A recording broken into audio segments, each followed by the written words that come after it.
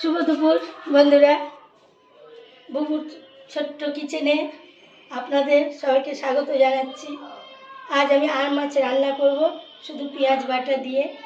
কড়াইয়ে তেল দিয়ে দিয়েছি, তেল গরম হয়ে গেছে। আমি এখন এর মধ্যে কালো জিরা, তেজপাতা ফোড়ন দেব।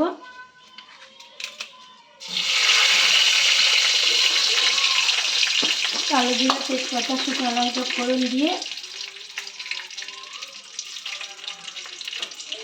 আলুটা একটু সেদ্ধ করে রেখেছি, আলু দিয়ে দিলাম।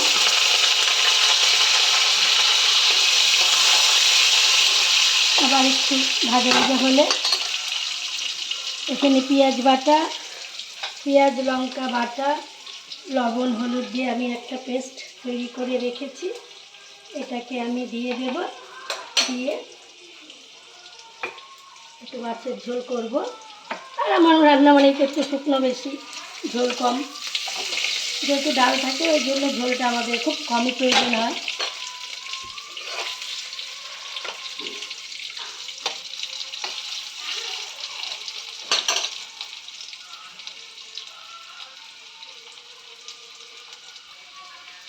এবার আমি এর মধ্যে একটা মশলা দিলাম। মশলাটা পেঁয়াজ বাটা, পেঁয়াজ লঙ্কা বাটা, লবণ হলুদ দিয়ে আমি পেস্টটা তৈরি করে রেখেছিলাম। এবার এটা একটা সুন্দর গন্ধ আসা অবধি, ভাজা ভাজা অবধি চলতে থাকবে। আমার মশলাটা ভাজা শুরু হয়েছে, কি সুন্দর একটা গন্ধ বেরিয়েছে। একটু ঝাল গন্ধ তো হবেই।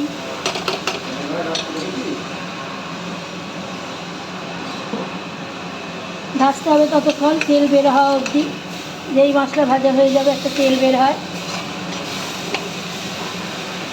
এরকম পেঁয়াজ বাটা দিয়ে মাছ কজনের খান আমাকে কমেন্ট করে জানাবেন। আমরা খুব খাই, আমাদের বাসি মাছ মানেই পেঁয়াজ দেওয়া হবে।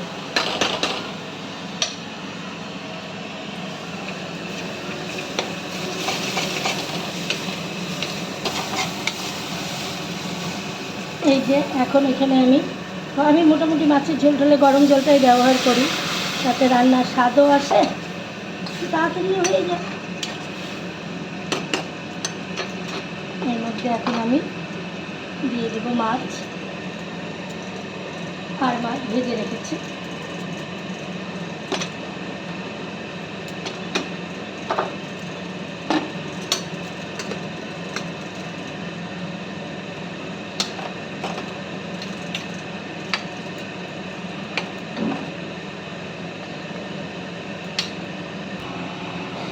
লবণ লঙ্কাটা স্বাদ মতন দেবেন।